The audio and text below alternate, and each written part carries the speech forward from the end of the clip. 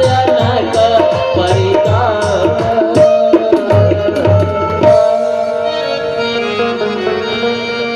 गुरु विश्वामित्र जी आदेश देते हैं कि हे राघव उठो और इस शिव जी के धनुष विशालकाय धनुष का खंडन करके और वैदेही के साथ अपना नाता जोड़ो, जो विधि का विधान लिखा हुआ है।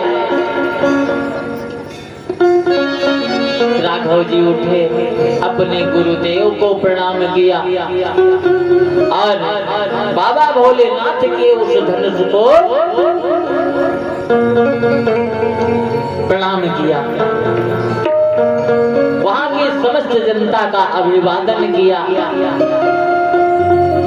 और बाहर के राजागण देख करके खूब परिहास कर रहे हैं। क्या बात है, अरे हम जैसे वीरों से ये धनुष नहीं उठा तो क्या ये किशोर इस धनुष को उठाकर तोड़ देंगे?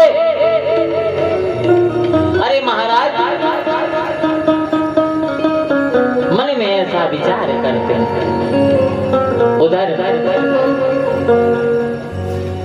भगवान उठाते हैं उस धनुष को प्रणाम करके, धनुष को उठाए और मध्य भाग से तोड़ करके पृथ्वी पर डाल दिया। बाबा ने चौपाई में लिखा, जय जन राम मध्य धनु तोरा भरे भुवन भरी घोर कठोरा। जय जन राम मध्य धनु तोरा भरे भुवन भरी घोर कठोरा। भरे भुवन भरी घोर कठोरा। भरे भुवन भरी घोर कठोरा।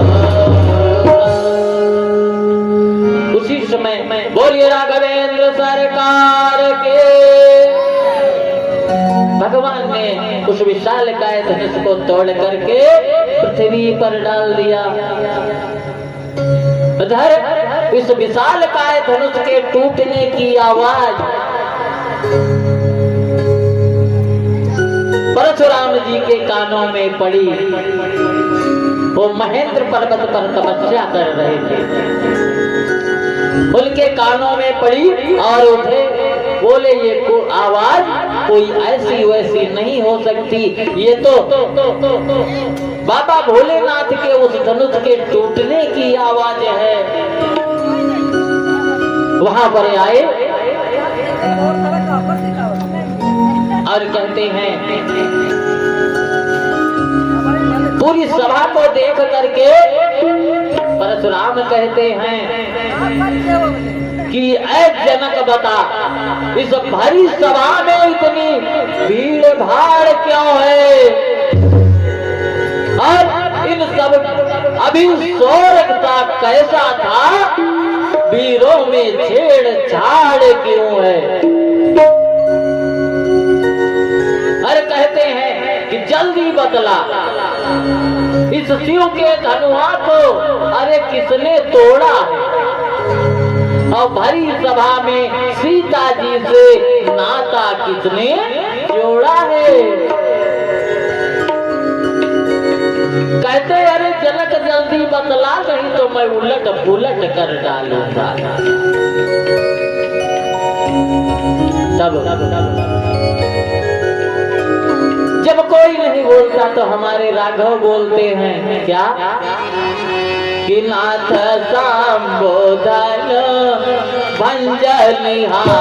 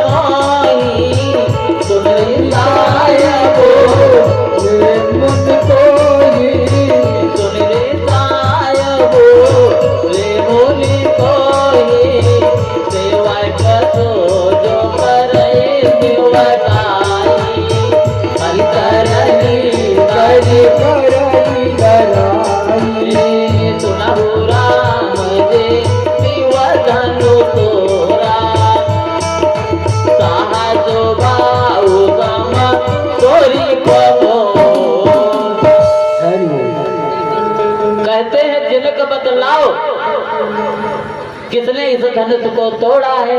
तब हमारे राघव जी कहते हे नाथ, इस भगवान भोलेनाथ के धनुष को तोड़ने वाला आपका दास ही हो सकता है, और ऐसा कार्य कौन कर सकता है? भगवान परशुराम और ज्यादा बिगड़ जाते हैं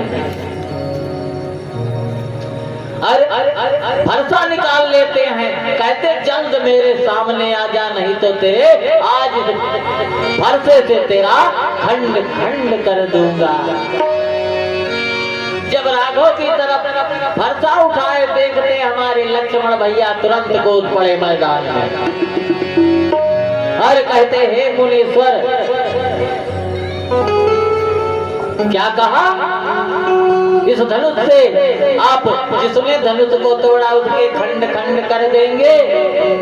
ऐसा कदापि नहीं हो सकता। तब धनुष जब उठा करके परशुराम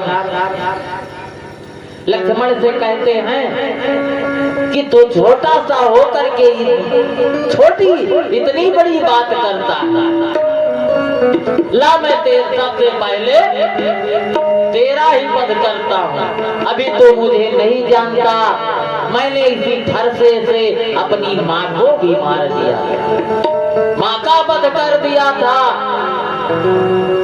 इसी फरसे से मैंने कितनी बार संहार किया है। आज ये फरसा खून का प्यासा है, तुम्हारा खून पी करके इसकी प्यास बुझेगी। तब हमारे लक्ष्मण भैया कहते हैं क्या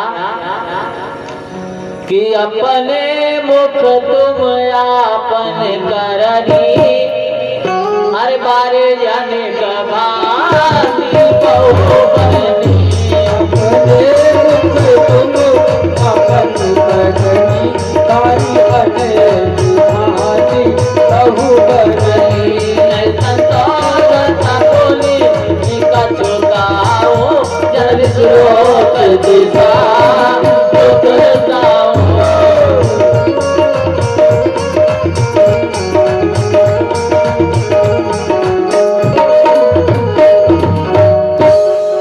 कहते हैं अपने मुख से अपनी करनी बता रहे हो, बार बार अपना बखान करके इस फरसे से हमें डरवा रहे हो।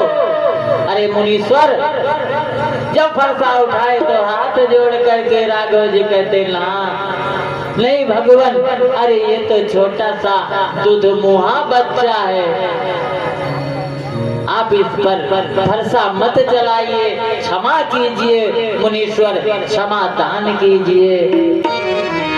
तब हमारे परशुराम जी भगवान कहते हैं कि देखो बड़ा कितना शीलवान बनता है, और जितना ही शीलवान बड़ा है उतना ही छोटा वाला उपद्रवी है, चंचल है। तब कहते हैं कि तू मेरा नाम छीन करके अपना मेरा नाम अपना रखाना चाहता है। तो परशुराम जी कहते हैं कि ठीक है, अगर तुम राम हो तो मेरा नाम परशुराम है। मेरे इस धनुष की प्रत्यंचा चढ़ा करके दिखाओ, तब मुझे भरोसा होगा कि तुम स्वयं राम हो, अन्यथा मुझे भरोसा होने वाला नहीं है। मन में विचार किया परशुराम जी ने कि यदि ये प्रत्यंचा चढ़ा लेंगे तो मुझे पूर्ण भरोसा हो जाएगा कि भगवान का अवतार हो चुका है। भगवान ने प्रत्यंचा उठाया, धनुष और चढ़ा दिया। कहते अब बताओ मुनीश्वर मुझे क्या करना है, क्योंकि याद रहे भगवान के द्वारा अगर कोई धनुष चढ़ाया जाता है, कोई तीर चढ़ाई जाती है धनुष पर, तो वो मिथ्या जाने वाली नहीं है।